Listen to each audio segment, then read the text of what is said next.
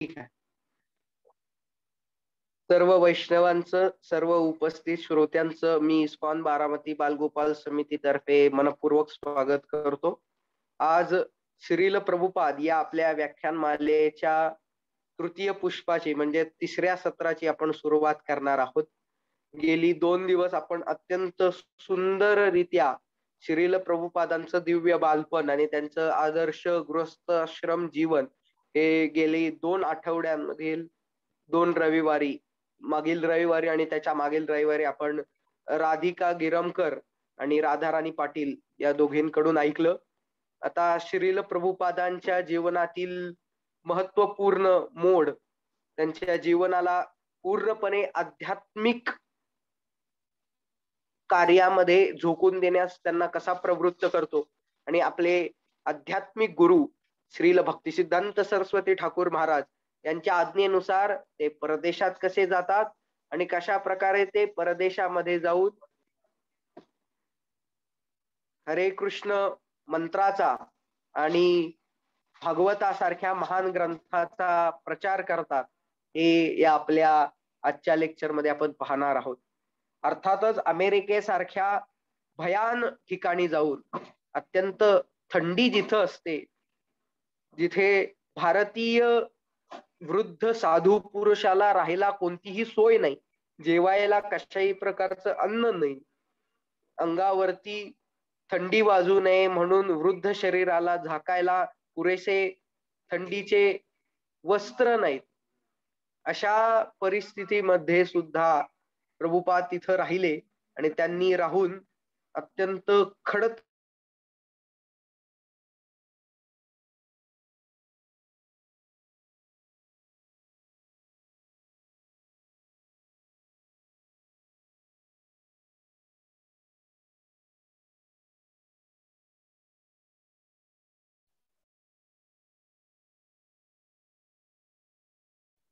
बोल, हरे आवाज येत कृष्ण. नाहीये.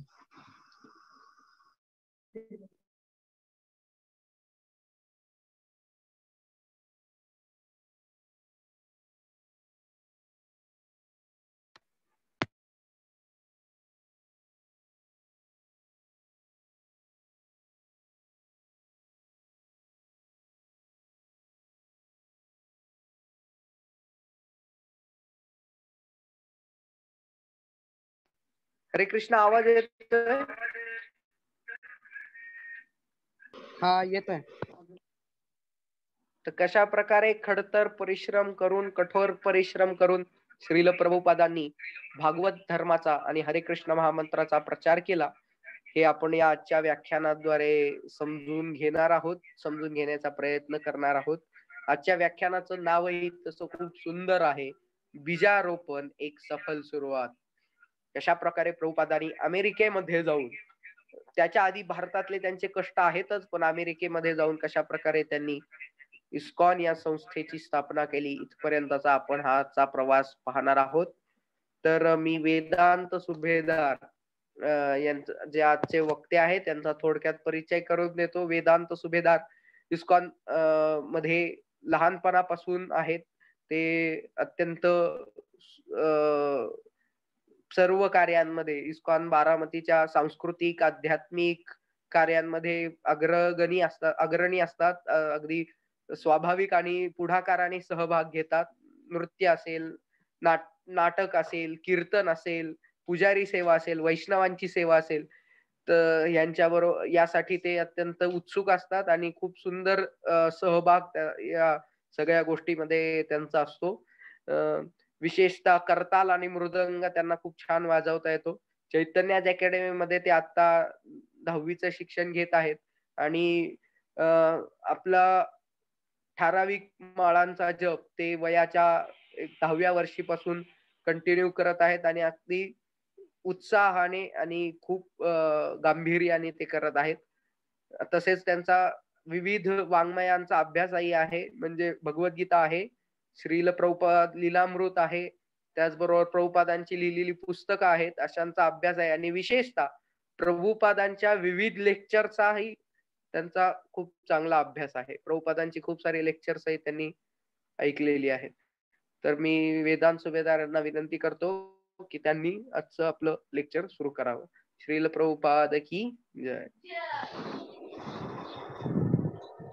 हरे कृष्णा. आवाज येतोय का माझा? येतोय. हरी बोल. धन्यवाद राधेश्याम दादा. तसेच मी इस्कॉन बारामती बालगोपाल समितीचे सुद्धा खूप आभार मानतो की त्यांनी ही सिरीज सुरू केली आणि आमच्यासारख्या बालवैष्णवांना बोलण्याची संधी दिली. तर आजचा दिवस भारतीय इतिहास आणि इतिहासासाठी खूप मोठा दिवस आहे. कारण आज भारताला स्वातंत्र्य मिळालं, इंग्रजांकडून स्वातंत्र्य मिळालं.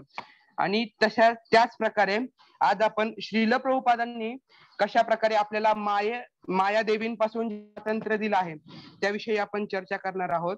तर सर्वात प्रथम मागच्या 2 लेक्चर मध्ये आपण ऐकलं की श्रील प्रभुपादांच्या बालपणीच्या ज्या दिव्य लीला होत्या, ज्या लीला किंवा जे संस्कार प्रभुपादांनी बालपणी घेतले ते प्रभुपाद पुढे जाऊन कसं कंटिन्यू करतात हे सर्व आपण मागच्या 2 लेक्चर सिरीज मध्ये ऐकलं. तर आजचा विशेष लेक्चरचा टॉपिक असा आहे की बीजारोपण एक सफल सुरुवात. तर कशा प्रकारे श्रील प्रभुपाद अनेक कष्ट घेऊन इस्कॉनची स्थापना कशी करतात, तर हे थोडक्यात आपण आज जाणून घेणार आहोत. तर जसं श्रील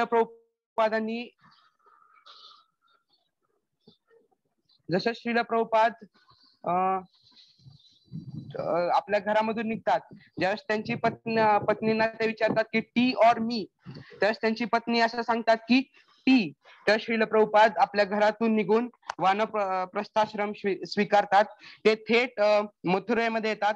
त्यानंतर काही काळ तिथं वास्तव्य करून वेणुगोपाल मंदिर मध्ये येऊन ते तिथं वास्तव्य करतात. तर या दरम्यान श्रील प्रभुपादांना अशी बरेच स्वप्न पडतात, ज्यामध्ये स्वतः भक्तिसिद्धांत सरस्वती ठाकूर महाराज त्यांच्या स्वप्नामध्ये येतात आणि त्यांना आदेश देतात की हे भक्तिवेदांत, तू हे अभयचरण अरविंद, तू संन्यास दीक्षा ग्रहण कर. असं एकदा होत नाही, दोनदा होत नाही, तर 3-4 वेळा श्रील प्रभुपादांच्या स्वप्नामध्ये स्वतः भक्तिसिद्धांत सरस्वती ठाकूर येतात आणि श्रील प्रभुपादांना वाटतं की हे नुसतं स्वप्न नाही, तर माझ्या गुरूंचा आदेश आहे आणि हा आदेश मी पालन करायला हवा. आणि त्यामुळे श्रील प्रभुपाद 17 सप्टेंबर 1959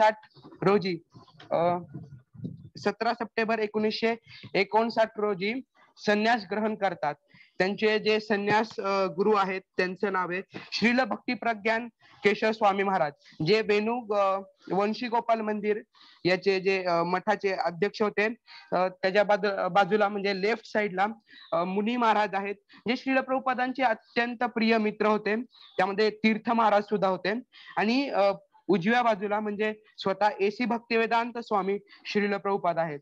तर श्रील प्रभुपाद असा ज्या संन्यास ग्रहण करतात त्यावेळेस ते काही काळ वंशी गोपाल मंदिरामध्ये वास्तव्य करतात. आणि तिथं वास्तव्य करत असताना प्रभुपादांचे जे एक लायब्रेरियन मित्र असतात ते त्यांना असा सल्ला देतात की हे स्वामीजी, तुम्ही आतापर्यंत बरेच बीटीजी मॅगझिनचं लेखन केलं आहे. काही लोक ती मॅगझिन घेतात, वाचतात आणि परत ती फेकून देतात. पण जर तुम्ही पुस्तक लिहिलं तर ते पुस्तक एखाद्याच्या घरामध्ये राहील आणि ते घरामध्ये राहिल्यानंतर तो व्यक्ती का नसेना पण त्याची पुढची पिढी ते पुस्तक वाचेल आणि त्या पूर्ण पिढीचा उद्धार होईल, असं ते लायब्रेरियन श्रील प्रभुपादांना सांगतात. आणि असाच एक सेनाधिकारी असतात जे प्रभुपादांचं बीटीजी मॅगझिन दरवेळेस नियमितपणे वाचत असतात. ते सुद्धा प्रभुपादांना हाच सल्ला देतात की स्वामीजी, तुम्ही बीटीजी मॅगझिन छापताय हे खूप सुंदर गोष्ट आहे, पण त्याबरोबर तुम्ही पुस्तकांचं लेखन केलं पाहिजे. कारण पुस्तक एका व्यक्तीबरोबर ती त्याच्या पूर्ण आयुष्यभर त्याची साथ देतं. तसं मॅगझिन एकदा वाचलं की ते शिळं होऊन जातं.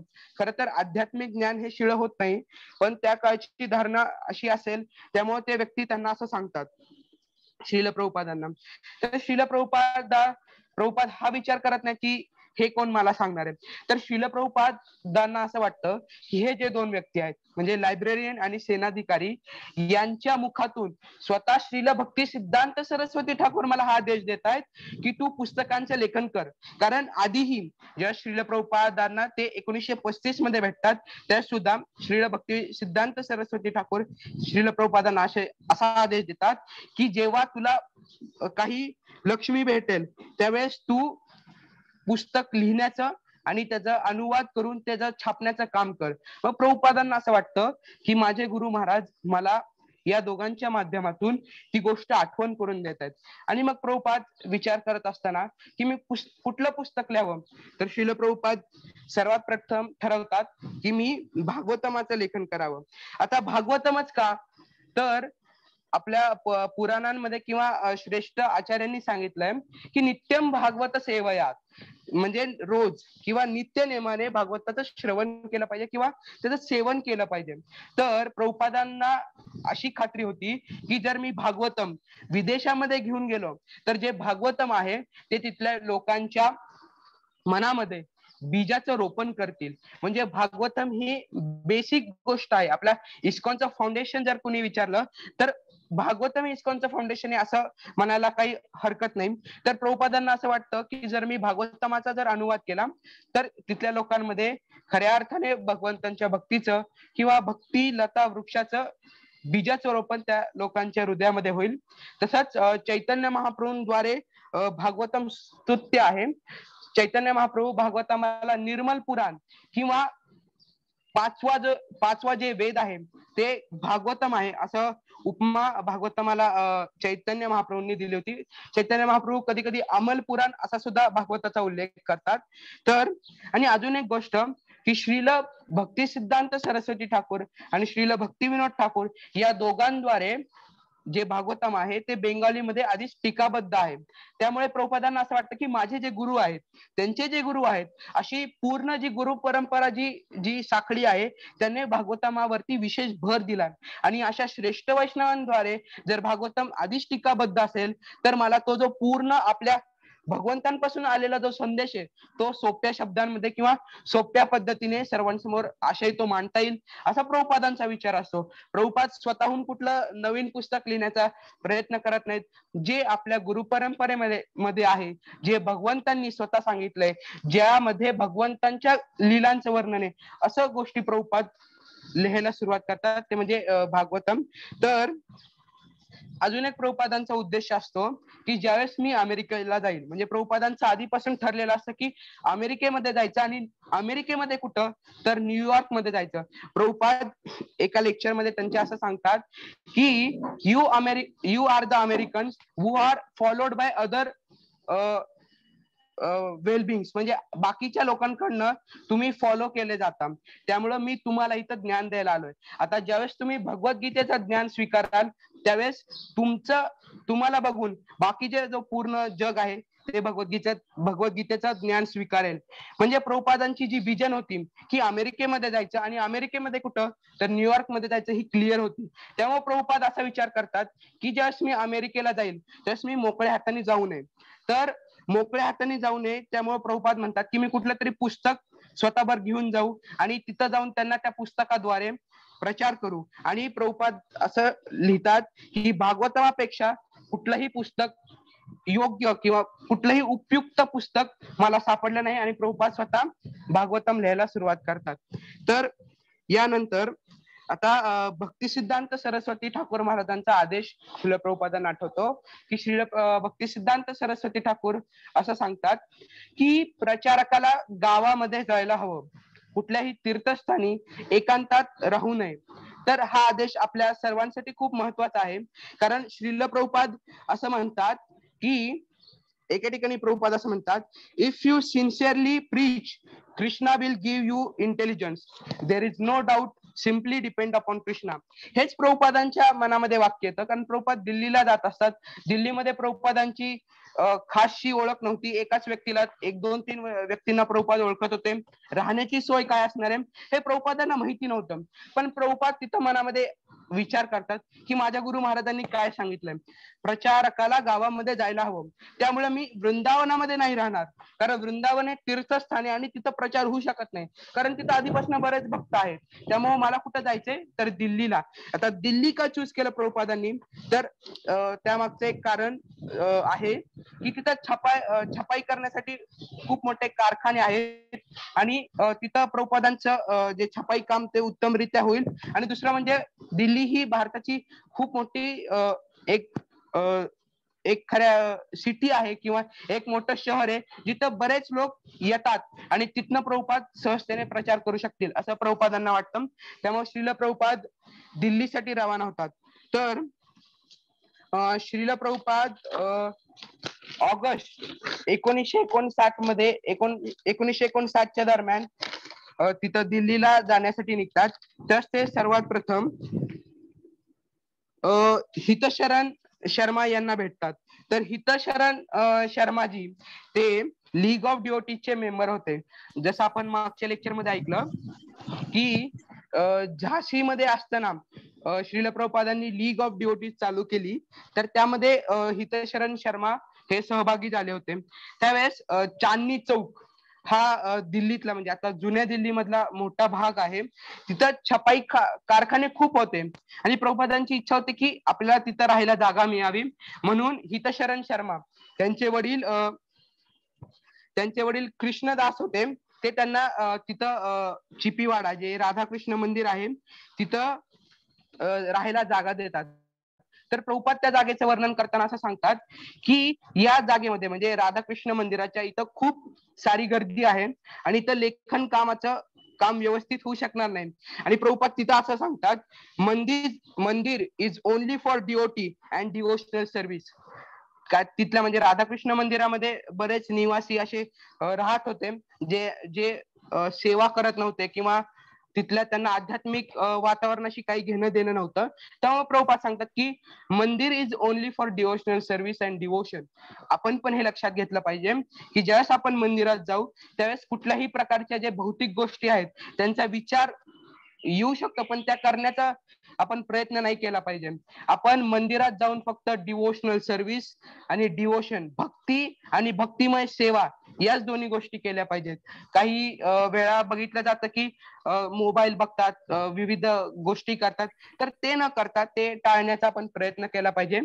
आता पुढची गोष्ट म्हणजे श्रील प्रभुपाद ना इथं येऊन खूप आनंद होतो. आनंद का, तर तिथे एक कृष्ण पंडित म्हणून एक व्यक्ती असतात जे प्रभुपादांच्या साह्याला असतात. तर ते प्रभुपादांना लिखाण कामात किंवा टायपिंग करण्यामध्ये किंवा इकडनं तिकडं नेणे म्हणजे सामान हलवण्याची गोष्ट किंवा जे छापाई झालंय ते घेऊन येण्याची इतकी मदत करत असतात. मग प्रभुपादांना असं वाटतं की कृष्ण पंडित जर माझ्या बरोबर आहे तर मी बीटीजी का परत चालू करू नये. त्यामुळे प्रभुपाद बीटीजी आणि भागवतम हे दोन्हीचं लिखाण सुरू करतात. आणि जस प्रभुपाद आणि हे सुरू करतात त्यास प्रभुपादांना खूप आनंद होतो की आता मी दोन्ही करणार. तर प्रभुपादांची एक लाईफस्टाईल होती चिपीवाडा येथे.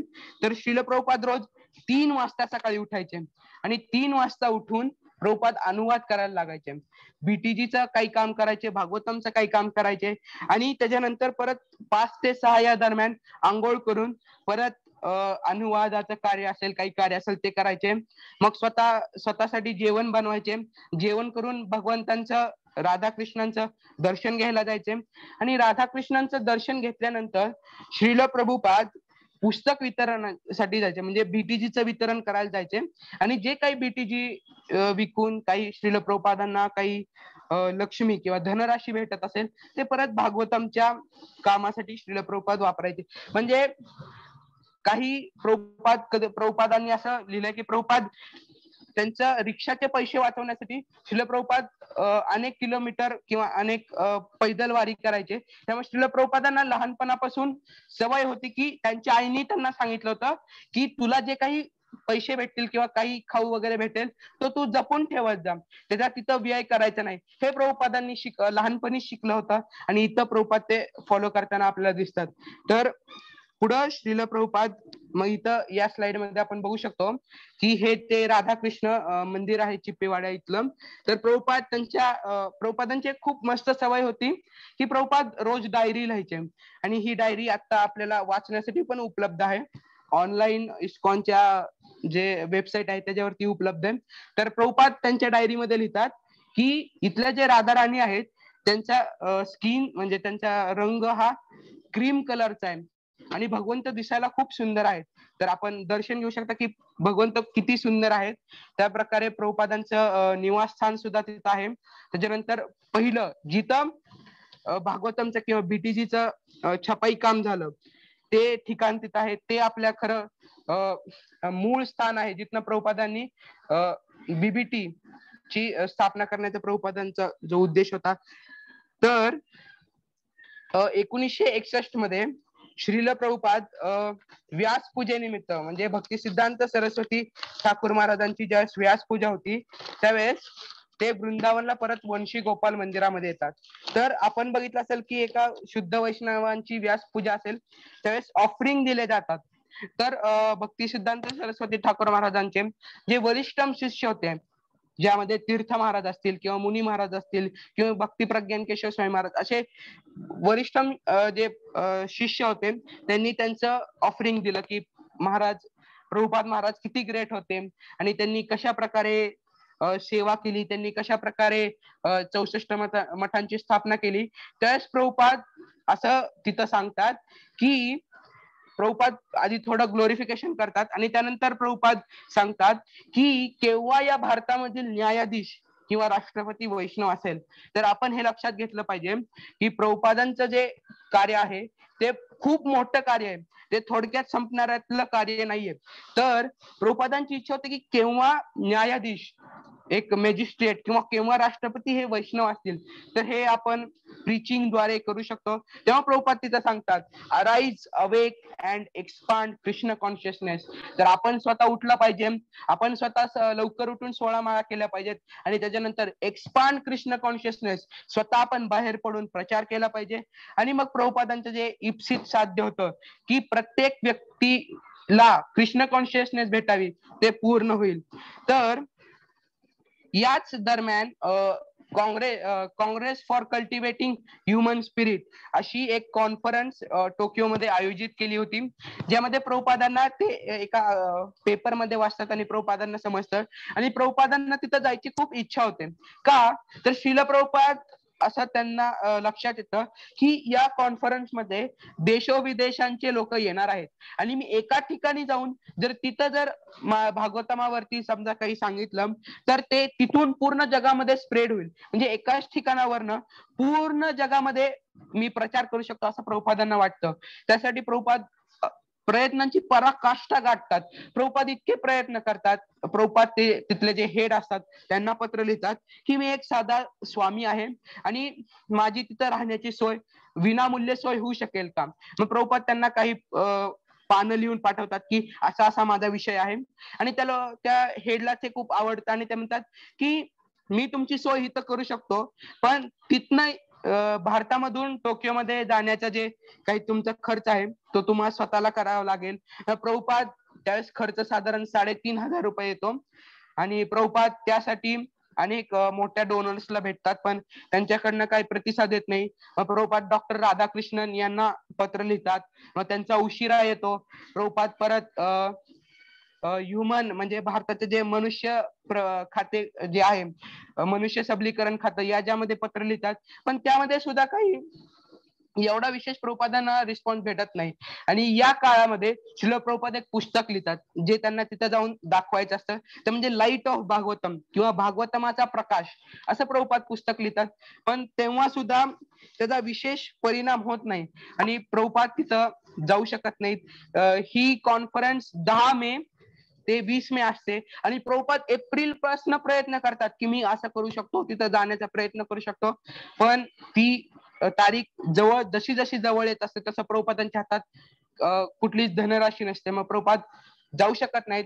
तर प्रभुपाद एका लेक्चर मध्ये असं सांगतात, याच्या संबंधित नाही पण थोडं, की प्रभुपाद असं म्हणतात की एक माझे प्लॅन आहेत, काही माझे प्लॅन आहेत, आणि एका शिष्याला संबोधित करून सांगतात की काही तुझे प्लॅन आहेत आणि काही भगवंतांचे प्लॅन आहेत, तर मला सांग की कुणाचा प्लॅन सक्सेसफुल होईल. तर खऱ्या अर्थाने तिथले जे शिष्य म्हटले की भगवंतांचेच प्लॅन सक्सेसफुल होणार.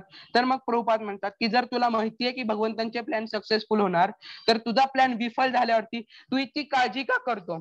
तर इथे प्रभुपादांना आपल्याला असं सांगायचंय की आपण आपलं कर्म तर करायचंच आहे, फक्त प्लॅन सक्सेसफुल शेवटी भगवंतांचा होणार आहे, म्हणून सिम्पली डिपेंड अपॉन कृष्णा. तर प्रभुपादांचा असं खूप सुंदर सुंदर कथा आहेत. तर यानंतर श्रील प्रभुपाद या पूर्ण काळामध्ये म्हणजे 1961 पासून 62 पर्यंत पूर्ण भागवतमचा पूर्ण पहिला व्हॉल्यूम लिहून काढतात आणि श्रील प्रभुपाद राधा दामोदर मंदिरामध्ये निवास करण्यासाठी येतात जुलै 1962 रोजी. तर म्हणजे 3 वर्षापूर्वीच श्रील प्रभुपादांना तिथले जे हे होते मेन पुजारी होते किंवा ते जे मंदिराचे मालक होते गौरचंद्र गोस्वामी, ते प्रभुपादांना आमंत्रित करतात की तुम्ही राधा दामोदर मंदिरामध्ये येताल का राहायला. तर 3 वर्षापूर्वी ज्यावेळेस ते आमंत्रित करतात त्यावेळेस प्रभुपाद बघतात की तिथल्या जे खोली आहेत ते एवढ्या सुसज्ज नाही आहेत. तर प्रभुपाद 3 वर्ष 1000 रुपये साचवून 1962 पर्यंत त्याची पूर्ण मरम्मत करतात आणि तिथे राहायला येतात. तर प्रभुपादांना ज्यावेळेस ते विचारतात की तुम्ही राहायला येताल का, त्यावेळेस प्रभुपादांना खूप आनंद होतो, कारण राधा दामोदर मंदिर हे प्रभुपादांसाठी पूर्ण आपल्या सर्व वैष्णवांसाठी खूप महत्वाचं ठिकाण आहे. कारण तिथं बसून किंवा तिथं राहून श्रील रूप गोस्वामी, श्रील जीव गोस्वामी, श्रील सनातन गोस्वामी, कृष्णदास कविराज गोस्वामी यांसारख्या वरिष्ठ आचार्यांनी तिथं बसून भागवतम असेल किंवा नेक्टर ऑफ डिवोशन असेल अशी बरीच पुस्तकं तिथं लिहिलीत. आणि प्रभुपादांना असं ब्लेस्ड वाटतं की आचार्यांच्या सानिध्यात राहून ते तिथं त्यांचं जे कार्य आहे, जे चैतन्य महाप्रभूंची इच्छा आहे ती पूर्ण तिथं बसून करतील असं प्रभुपादांना खूप आनंद होतो. त्यानंतर एक तिथली खूप गोष्ट आहे महत्वाची की हृदयानंद बाबाजी महाराज जे तिथले पुजारी असतात ते एकदा त्यांच्या ह्याच्यामध्ये सांगतात की रोज रात्री 1 ते 2च्या दरम्यान त्यांना रडण्याचे आवाज येत असतात आणि हे आवाज येत असताना त्यांना आश्चर्य वाटतं की कोण इतक्या रात्री रडत असेल. त्यामुळे एक दिवशी ते तिथल्या छतावरती जाऊन बघतात की श्रील प्रभुपाद रोज तिथं रात्री रूप गोस्वामी आणि जीव गोस्वामी यांच्या समाधीच्या समोर बसून रडतायत की कृपया मला तुम्ही मार्गदर्शन करा किंवा कृपया मला तुम्ही मदत करा. तर आपण इथून लक्षात घेऊ शकतो की श्रील प्रभुपाद त्यांच्या आयुष्यामध्ये किती महत्वाचा संदेश देत आहेत की प्रयत्न तर करायचे. श्रील प्रभुपाद रोज पूर्ण दिवसभर म्हणजे सकाळी 3 वाजल्यापासून ते रात्री 10 पर्यंत अथांग प्रयत्न करत होते की कुठे बाहेर जाऊन बीटीजीचं वितरण कर, लेखन कर, तिथल्या मंदिरामध्ये सेवा कर. तर असे प्रभुपाद अथांग प्रयत्न करत होते आणि रात्री श्रील प्रभुपाद प्रार्थना करत होते. तर प्रसाद म्हणजे सक्सेस मिळण्यासाठी 2 गोष्टी खूप महत्वाच्या आहेत. सर्वात पहिलं म्हणजे स्वतःचे प्रयत्न आणि दुसरे म्हणजे प्रार्थना. जोपर्यंत आपण प्रार्थना करत नाही तोपर्यंत यशाची जी किल्ली आहे ती आपल्याला सापडत नाही. म्हणून प्रार्थनेबरोबर प्रयत्न आणि प्रयत्नांबरोबर प्रार्थना इज इक्वल टू प्रसाद. प्रसाद म्हणजे आपल्याला जे काही आपलं जे साध्य आहे, जे आपल्याला मिळवायचे ती गोष्ट म्हणजे प्रसाद. त्यामुळे प्रयत्न आणि प्रार्थनांची जर जोड आपण मेळ घातला तर आपल्याला जे पाहिजे आहे ते आपल्याला सहजरित्या मिळू शकतं. त्यामुळे प्रभुपादांच्या आयुष्यातून आपण हा खूप मोठा संदेश घेऊ शकतो. तर ह्याच्यामध्ये आपण बघू शकतो की श्रील प्रभुपादांच्या समोर स्वतः रूप गोस्वामी प्रकटलेत. तर ही गोष्ट आहे 1965 रोजीची. श्रील प्रभुपादांना ज्यावेळेस सुमती मोरारजी तिकीट म्हणजे आश्वासन देतात की तुम्हाला मी पाठवेन, तर प्रभुपाद त्याआधी राधा दामोदर मंदिरामध्ये येतात आणि राधा दामोदर मंदिरामध्ये आल्यावरती श्रील प्रभुपाद बसलेले असताना असं काही यांचं म्हणणं आहे की श्रील प्रभुपादांच्या स्वप्नामध्ये श्रील रूप गोस्वामी येतात आणि तिथं ते त्यांना आदेश देतात की तू विदेशामध्ये जा आणि हरिनामाचा प्रचार कर. आणि ही गोष्ट खरं तर गोपाल घोष जे श्रील प्रभुपादांचे जवळचे सर्वंट होते त्यांनी सांगितले की प्रभुपाद त्यांच्याशी ही गोष्ट शेअर करतात की माझ्या स्वप्नामध्ये रूप गोस्वामी बऱ्याच वेळा प्रकटले आणि एक दिवशी 1965 मध्ये मी जायच्या आधी श्रील रूप गोस्वामी माझ्या समोर प्रकट झाले आणि त्यांनी मला सांगितलं की तू विदेशामध्ये जाऊन प्रचार कर आणि तिथं भक्तीचं वृक्ष किंवा भक्तीचं बीज तिथं रोपण कर. आणि प्रभुपाद जे आपल्या इस्कॉन मधला जो कृष्ण कॉन्शियसनेस हा जो शब्द आहे तो रूप गोस्वामींनी त्यांच्या एका पदावलीमध्ये लिहिलाय, कृष्ण भक्ती रस भावित. तर थोडं जर आपण लिंक लावली तर रूप गोस्वामींचा हाच आदेश होता की कृष्ण कॉन्शियसनेसचा प्रचार कर, म्हणजे कृष्ण भक्त रस भावित याचा प्रचार कर, असं रूप गोस्वामींनी प्रभुपादांना येऊन तिथं सांगितलं.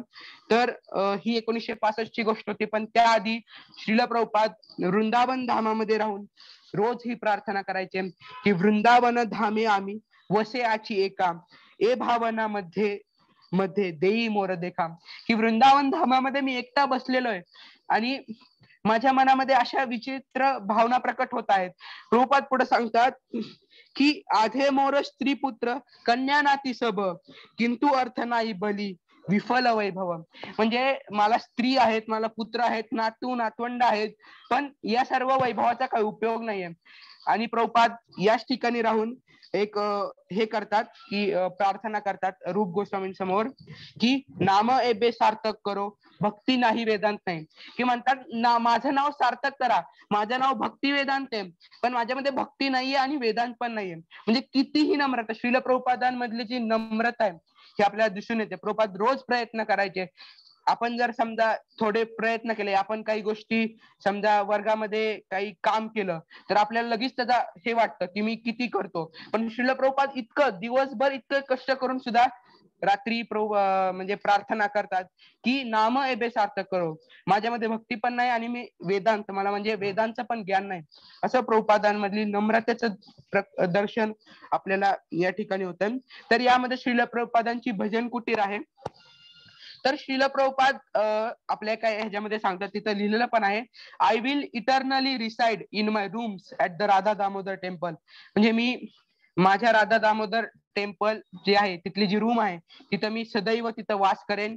आणि काही भक्तांना जर प्रभुपादांचं जे राधा दामोदर टेम्पल येथील मंदिरामधील ज्या ज्या लीला आहेत त्याचं जर वाचन करायचं असेल तर महानिधी स्वामींद्वारे प्रभुपादांवरती खूप सुंदर पुस्तक आहे.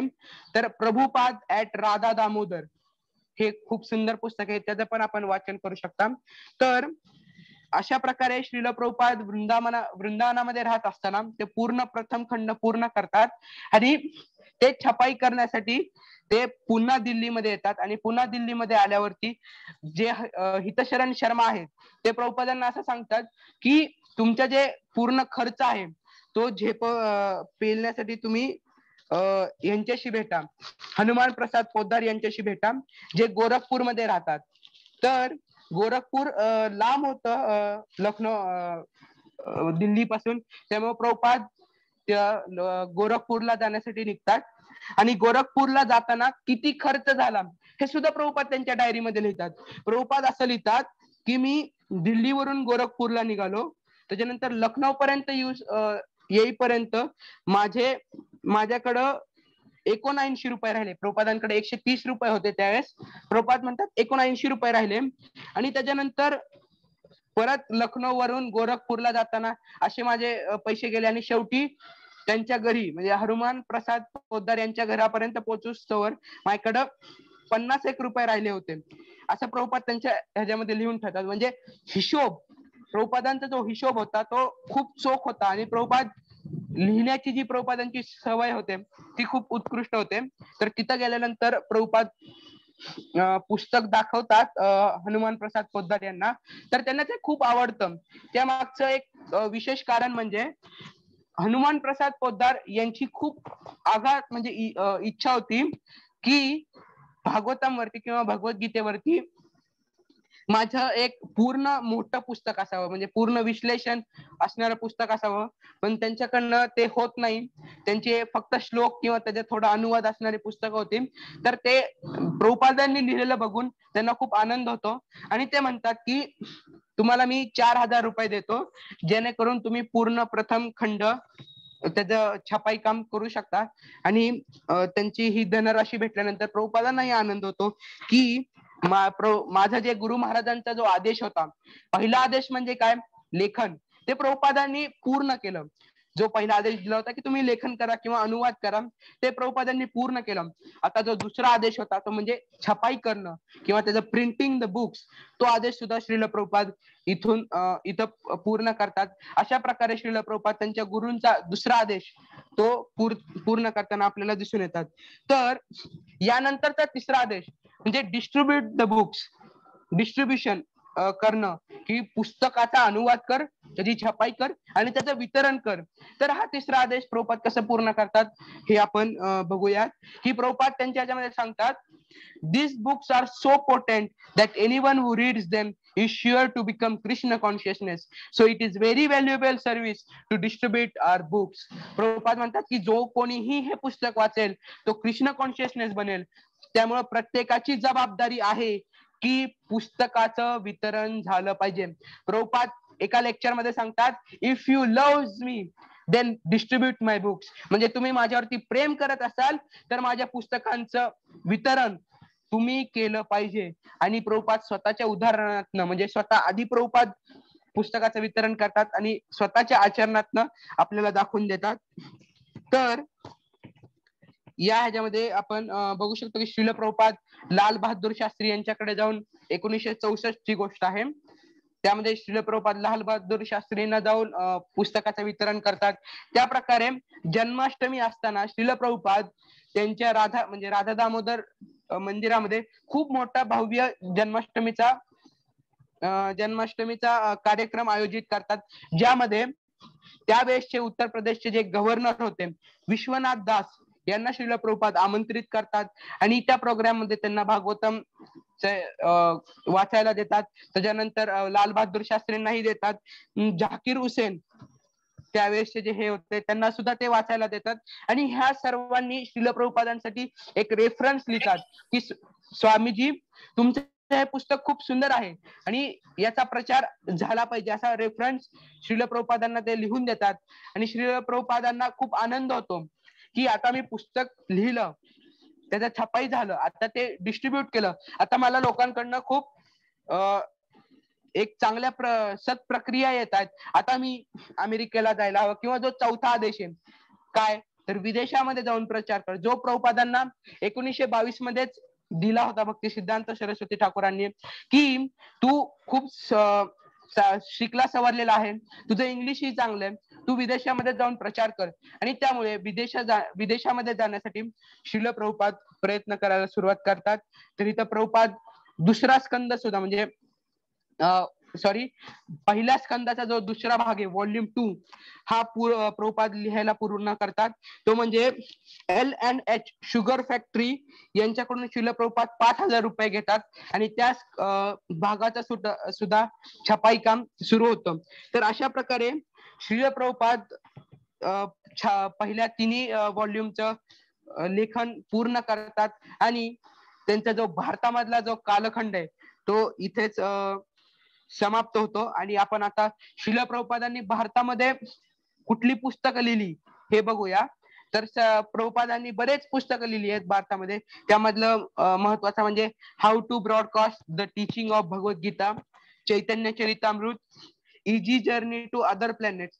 तर हे जे तिसरं क्रमांकाचं जे पुस्तक आहे ते श्रील प्रभुपादांनी म्हणजे श्रील प्रभुपादांच्या आयुष्यामध्ये सर्वात पहिलं पुस्तक प्रभुपादांनी कुठलं लिहिलं तर ते easy journey to other planets.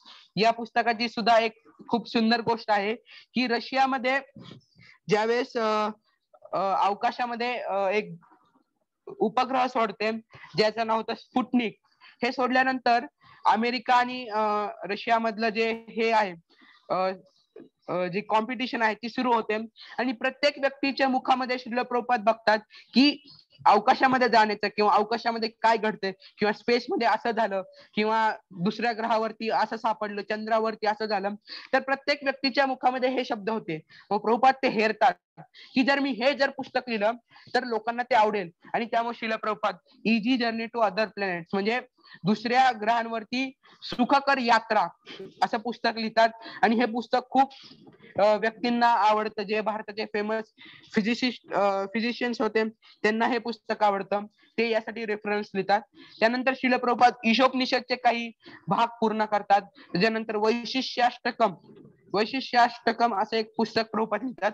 असे बऱ्याच पुस्तकांचं लेखन करून श्रील प्रभुपाद भारतामधून बाहेर जाण्यासाठी प्रयत्न सुरू करतात.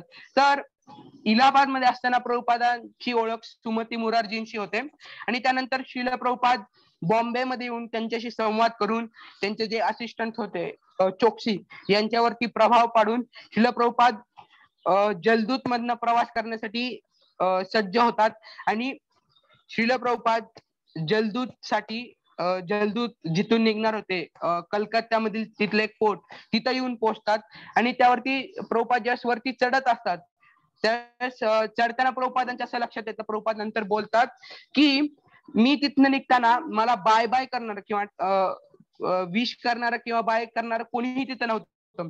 तिथं फक्त माझा एक मुलगा म्हणजे वृंदावन चंद्र आणि एक व्यक्ती होते ज्यांच्याशी प्रभुपादांची ओळख त्याच काळामध्ये झाली होती.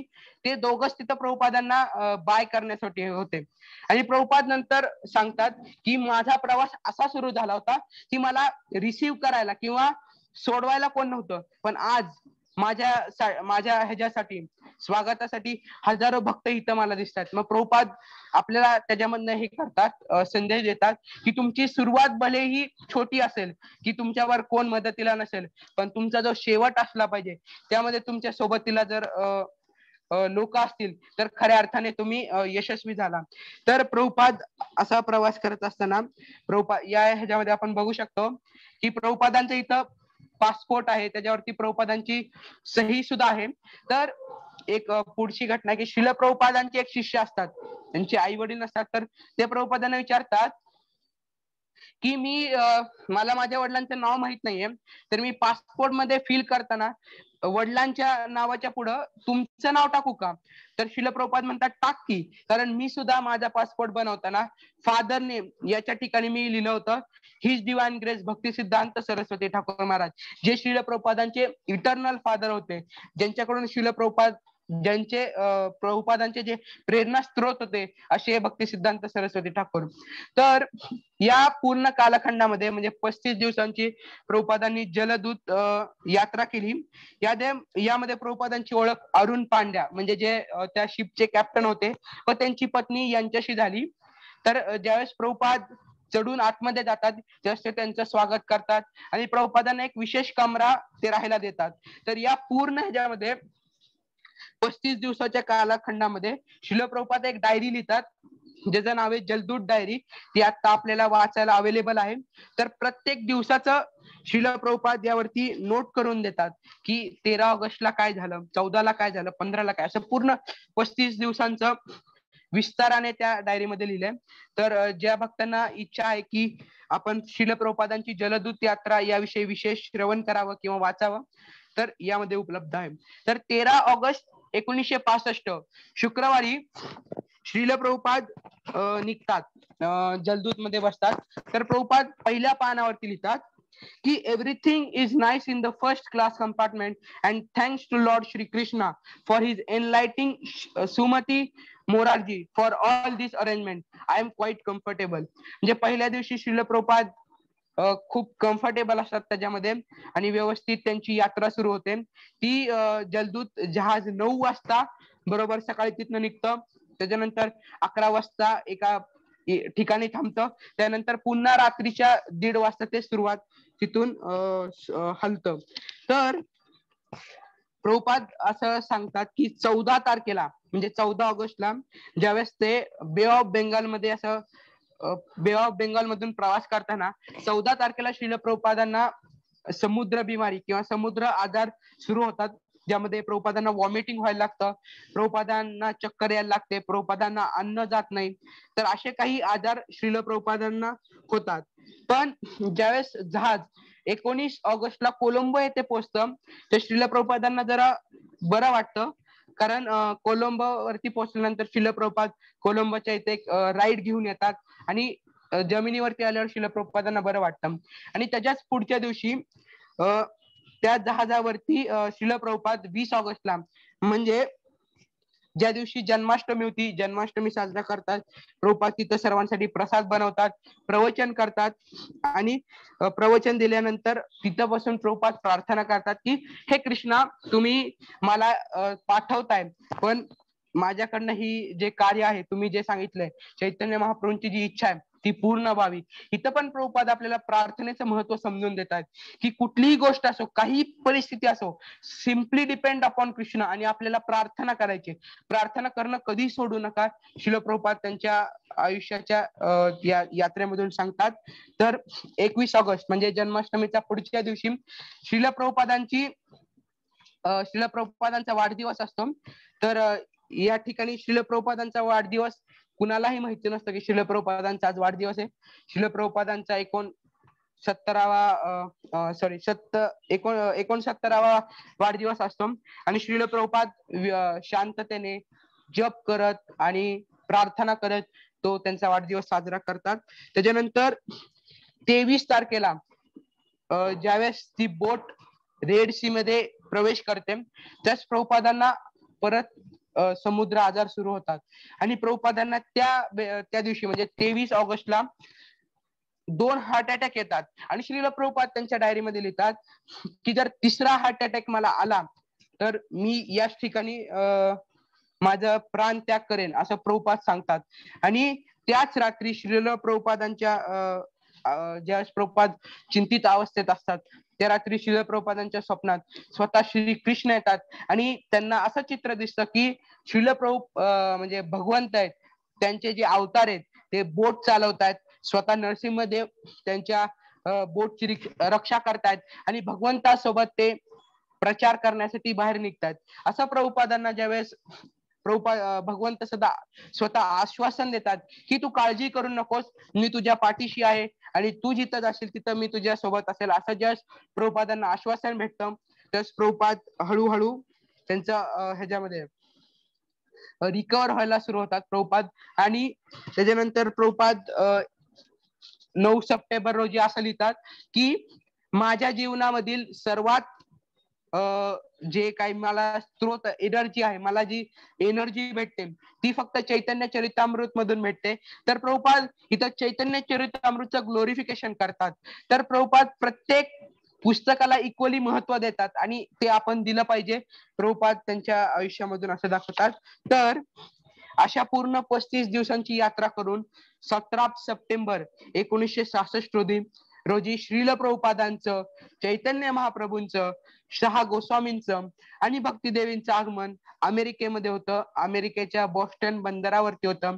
तर जी भविष्यवाणी भक्तिदेवींनी केली होती की इदम स्थानम परित्यज्य विदेशे गम्यते माया, की हे स्थान सोडून म्हणजे वृंदावन सोडून मी विदेशामध्ये जाणार आहे, तर ही भविष्यवाणी श्रील प्रभुपाद पूर्ण करतात आणि त्यांच्या गुरूंनी जो आदेश दिला होता की विदेशामध्ये जाऊन प्रचार कर, त्याचं पहिलं पाऊल प्रभुपाद उचलतात आणि अमेरिकेमध्ये जाऊन पोहोचतात. तर अमेरिकेमध्ये ज्यावेळेस प्रभुपादांचं आगमन होतं त्यावेळेस प्रभुपादांची अशी ओळख कुणाशी नव्हती, फक्त त्यांची एक ओळख होती ते अग्रवाल, मिस्टर अग्रवाल, ज्यांचा मुलगा गोपाल अग्रवाल अमेरिकेमध्ये पेन्सिल्व्हेनिया या राज्यातील बटलर या ठिकाणी राहत असतो आणि तिथं श्रील प्रभुपाद त्या मिस्टर अग्रवाल यांच्या घरी जातात, जिथं त्यांची ओळख त्यांची पत्नी सॅली अग्रवाल आणि त्यांचे छोटी मुलगी ब्रिज यांच्याशी होते.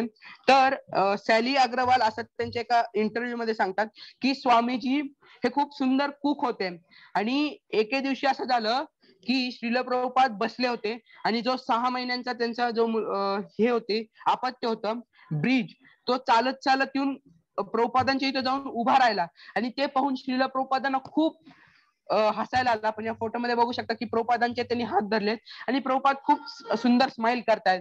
तर सॅली अग्रवाल असं म्हणतात की प्रभुपादांची ती स्माइल, ती निस्वार्थ स्माइल, ती प्रेम भावनेने पूर्ण भरलेली स्माइल पाहून मला इतका आनंद झाला की मी तो आनंद कधीच अनुभवला नव्हता. तर प्रभुपाद असं 1 महिनाभर त्यांच्या घरी राहतात आणि 18 ऑक्टोबर 1965 रोजी न्यूयॉर्क मध्ये प्रभुपाद जातात. प्रभुपादांचं जे मेन उद्दिष्ट होतं की प्रचार कुठे जाऊन करायचा आहे, तर न्यूयॉर्क मध्ये. तर असं म्हटलं जातं की शिकार करायची असेल तर गेंड्याची शिकार करा, म्हणजे एका मजबूत म्हणजे अशा साधारण प्राण्याची शिकार करू नका, तर शिकार करायची असेल तर गेंड्याची शिकार करा. तसं प्रभुपादांच्या मनामध्ये जे साध्य होतं की न्यूयॉर्क मध्ये जाऊन प्रचार करायचा, ते पूर्ण करण्यासाठी श्रील प्रभुपाद 18 ऑक्टोबर 1965 रोजी न्यूयॉर्क येथे प्रवेश करतात. तर तिथे सुद्धा श्रील प्रभुपादांची एका व्यक्तीशी ओळख असते, ते म्हणजे राममूर्ती मिश्रा, जे प्रभुपादांचं वर्णन करताना असं म्हणतात की हे जे स्वामीजी आहेत त्यांचं जे गायन आहे ते अमृत तुल्य आहे आणि त्यांच्या गायनाने कुणाच्याही मनाला भुरळ पडू शकते. तर प्रभुपाद इतकं सुंदर गायचे.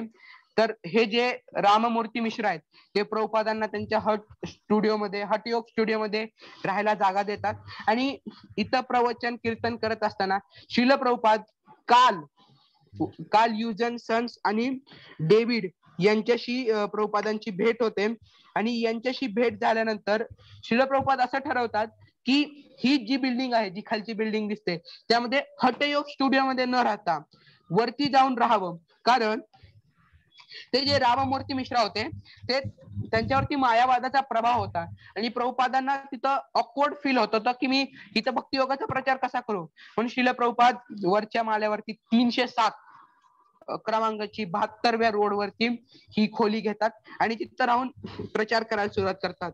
काही वेळानंतर म्हणजे 2-3 महिन्यानंतर श्रील प्रभुपाद चालत असताना त्यांचा टाईपरायटर तिथं चोरी होतो आणि प्रभुपादांना तिथं इन्सिक्युअर फील होतं की आता इथं राहायला नको. त्यामुळं ते जे डेव्हिड ॲलन यांच्याशी भेट घेऊन श्रील प्रभुपाद असं ठरवतात की आता इथून बावरी येथे मला राहायला जायचंय आणि 15 फेब 1966 ला ते इथं राहतात. 15 फेबला ते 307 क्रमांकाची खोली सोडून बावरी येथे राहायला येतात आणि प्रभुपाद असं सांगतात की बावरी वॉज द वर्स्ट प्लेस, म्हणजे त्यांनी जी बघितलेली खूप भयानक ती जागा होती. कारण प्रभुपाद असं सांगतात की जास्त सकाळी 7ला भाजी विकत घ्यायला जायचे तेव्हा त्यांना त्या रस्त्यावरती काठी टेकवायला सुद्धा जागा नसायची.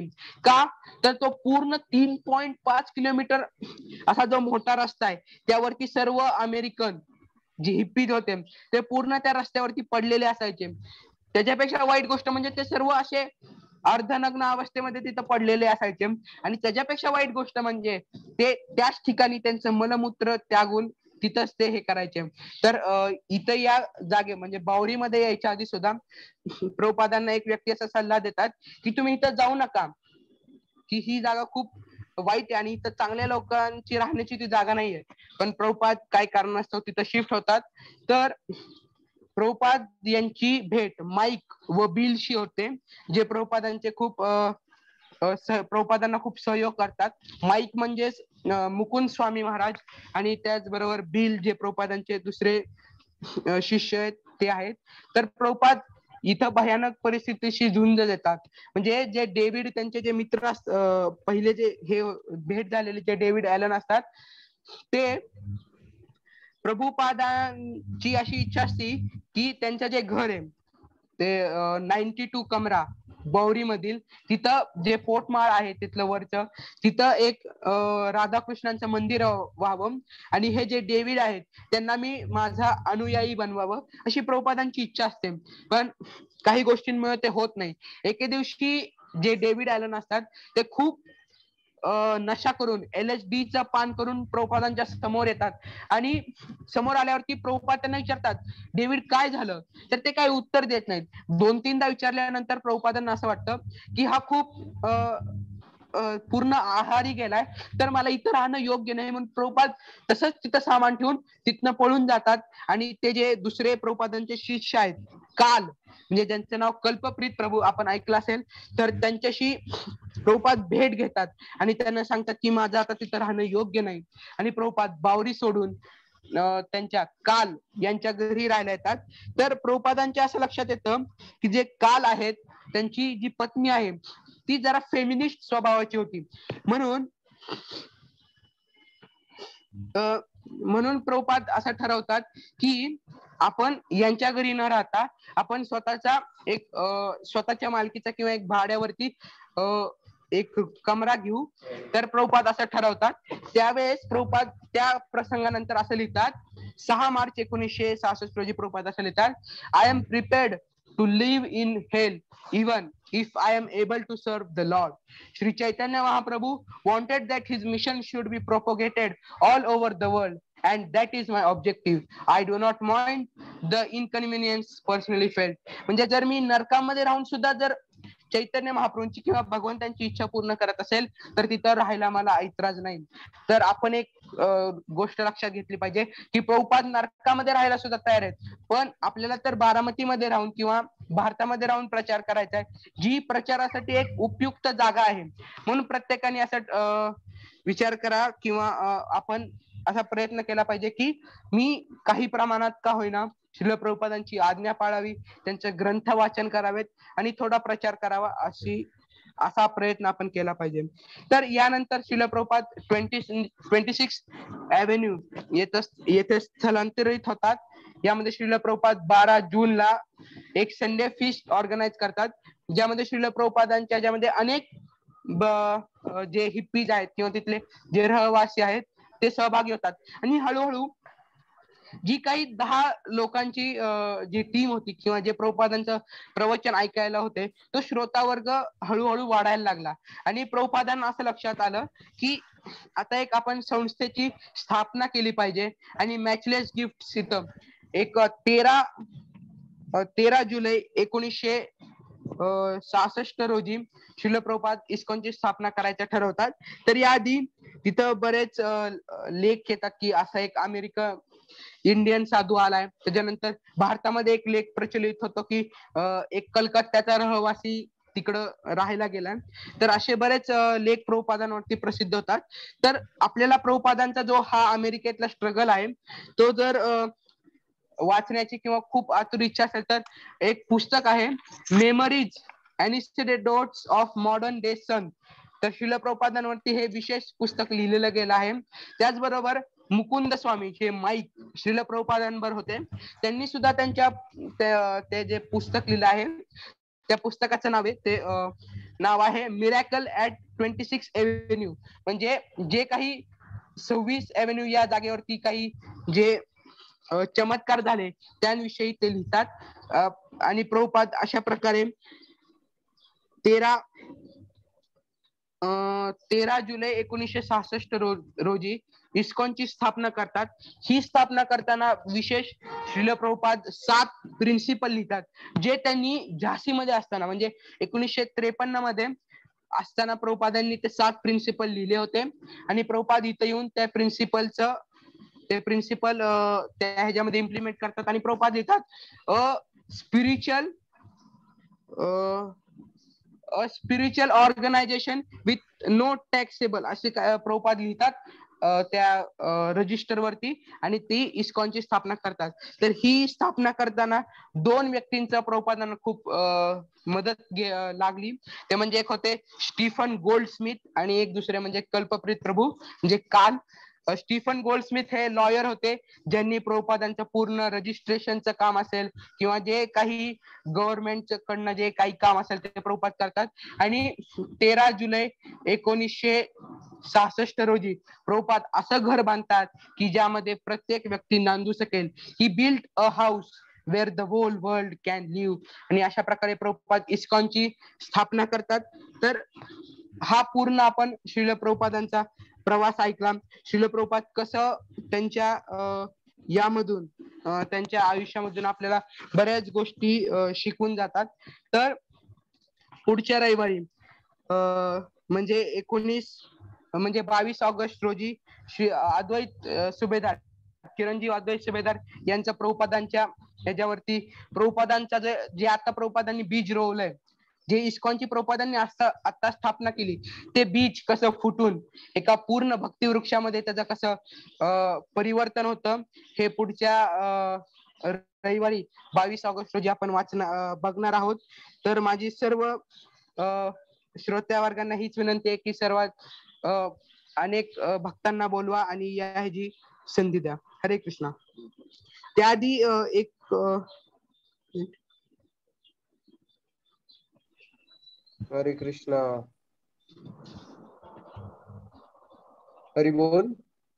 आवाज हरी येतोय बोल. माझा? हरे. हो, एकच मिनिट. हरे कृष्णा. खूप खूप धन्यवाद वेदांत.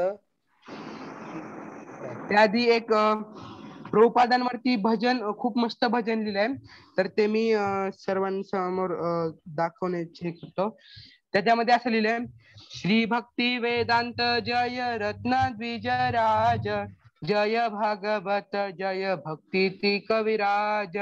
तर यामध्ये प्रभुपादांचं वर्णन केलं की श्रील भक्ती वेदांत जे आहेत, प्रभुपाद आहेत, ते एक रत्न आहेत आणि त्यांच्या समान कोणी नाही, आणि ते इतके सुंदर कवी आहेत, आणि जे ते खूप भक्तीचं त्यांनी खूप लेखन केलं आहे. त्याच्यामध्ये दुसऱ्या ओळीत असं लिहिलंय की जय राधा दामोदर श्रीजीव गोस्वामी, सेवा कुंज जय जय श्री रूप मंजिरी. मी राधा दामोदरांना नमस्कार करतो, श्रीजीव गोस्वामींना नमस्कार करतो, मी त्या सेवा कुंजाला नमस्कार करतो जिथं बसून श्रील प्रभुपादांनी भागवतमचा अनुवाद केलं.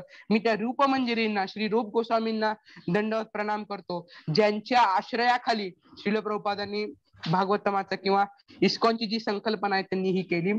तर त्याच्यानंतर जय श्रील प्रभुपाद श्री वैष्णव ठाकूर, जय जय जगद्गुरु जय गौरनिताई.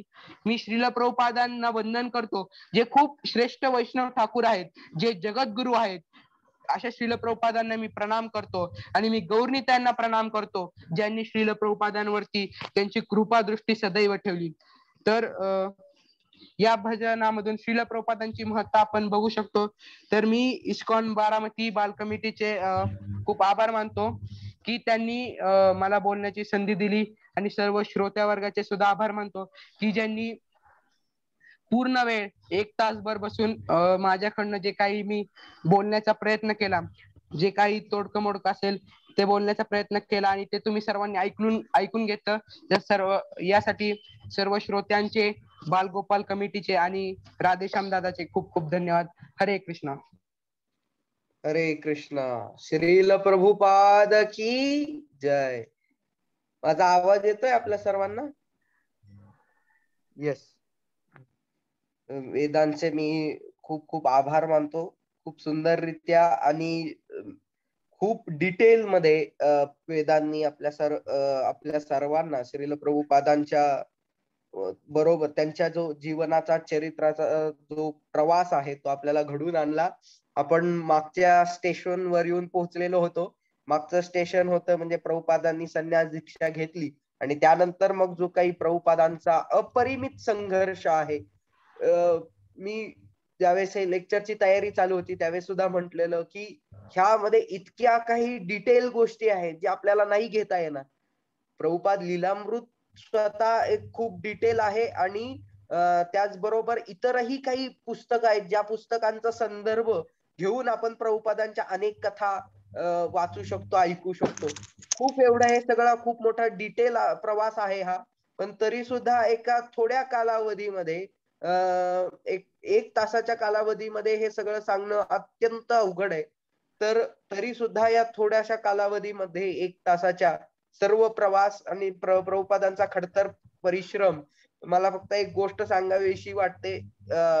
ज्यावेळेस प्रभुपाद बीटीजी दिल्लीमध्ये विकत असत त्यावेळेस, काल सुद्धा ही गोष्ट कदाचित ऐकली असेल शनिवारच्या लेक्चरमध्ये, तर प्रभुपाद चक्कर येऊन पडतात, आणि चक्कर येऊन पडल्यानंतर एक ओळखीचे डॉक्टर त्यांना घेऊन जातात एका त्यांच्या हॉस्पिटलमध्ये. त्यांच्या ओळखीचे डॉक्टर पाहतात की एक स्वामीजी रस्त्यावरती चक्कर येऊन पडलेले, ते पाहतात, तो ओळखतात, तर हे माझ्या वडिलांचे मित्र दिसत आहेत. आणि मग ते घरी घेऊन जातात, आणि त्यांना चेकअप केल्यानंतर ज्यावेळेस प्रभुपाद उठून बसतात त्यावेळेस ते म्हणतात की स्वामीजी तुम्ही एवढा त्रास का करून घेत आहात, कृपया तुम्ही वृंदावन मध्ये जाऊन शांत राहा. पण प्रभुपाद म्हणतात नाही, हे बघा, मला माझ्या गुरूंच्या आज्ञेचं पालन करायचंय. सुमती मुरारजी ज्यावेळेस पहिल्यांदा ऐकतात की प्रभुपादांना अमेरिकेत जायचंय त्यावेळेस ते इतक्या चक्रावतात की ते म्हणतात तुम्ही माझ्या वडिलांसारखे आहात स्वामीजी, आणि तुम्ही वडिलांसारखे असल्यामुळे मी तुम्हाला त्या प्रदेशात नाही जाऊ देऊ शकत ज्या प्रदेशामध्ये राहायला जागा नाहीये, खायला काही नाहीये, लोक तिथली इतकी विचित्र आहेत आणि वरून प्रचंड थंडी. एखाद्या वृद्धाच्या स्किनला, एका वयस्क वृद्धाच्या शरीराला सहन न होणारी कडाक्याची थंडी, मी नाही जाऊ देऊ शकत. त्यावेळेस प्रभुपाद हात जोडून त्यांच्या समोर गयावया करतात, रडतात की तुम्ही मला वडील मानलंय, तुम्ही माझी मुलगी आहात, माझी एक शेवटची इच्छा पूर्ण करा, मला अमेरिकेला जाऊ द्या. प्रभुपाद अत्यंत तळमळीनं प्रभुपाद त्यावेळेस बोलतात आणि त्यांचं 2 हार्ट अटॅक त्या जलदूत मध्ये येतात आणि मग ते लिहितात की बड कृपा कोइले कृष्ण अधमेर गती. आपल्या सर्वांना ते माहिती आहे की नचाओ नचाओ प्रभू नचाओ सई मते कास्तेर पुतली जैसे नचाओ सई मते. एका कठपुतलीप्रमाणे मला तुम्ही नाचवा, असं ते प्रभुपाद त्या ह्याच्यामध्ये लिहितात. खूप सुंदर वेदांत, खूप डिटेल आणि खूप छान प्रवास. आणि मी आता वरिष्ठ काही भक्त आहेत तिथे आणि तसेच काही बालगोपालही आहेत, तर मी विनंती करतो कुणाला काही सांगायचं असेल, कुणाला काही याच्यावर आपलं मत मांडायचं असेल, अथवा कुणाला काही या संपूर्ण लेक्चरवर प्रश्न असेल, तर आपण आपला मायक्रोफोन अनम्यूट. 1 मिनिट, मी आपल्या सर्वांना अनम्यूट करण्यासाठी परवानगी देतो आहे. आपला मायक्रोफोन अनम्यूट करून आपण कृपया बोलू शकता. कोणता प्रश्न विचारायचा असेल तर तो सांगू शकता, अथवा आपलं काही मत असेल, आपली टीका असेल, आपला अनुभव असेल, रिअलायझेशन असेल. काही वरिष्ठ वक्ते उपस्थित आहेत, त्यांनाही विनंती आहे आपलं काही यावरती इनपुट्स असतील काही, तर आपण कृपया शेअर करावे.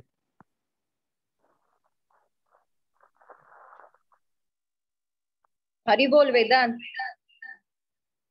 खूप छान झालं बरं का. थँक्यू माताजी. खूप छान. म्हणजे प्रभुपादांबद्दल ऐकताना ऑलरेडी म्हणजे प्रभुपादांनी एवढं छान केलेलंच आहे सगळं आपल्यासाठी, पण ते अतिशय समर्पक पद्धतीने तू मांडलंस आणि अगदी वेळेमध्ये भरपूर म्हणजे समग्र आपण म्हणतो ना, सगळंच व्यवस्थित सांगितलंस. खूप खूप धन्यवाद. थँक्यू माता.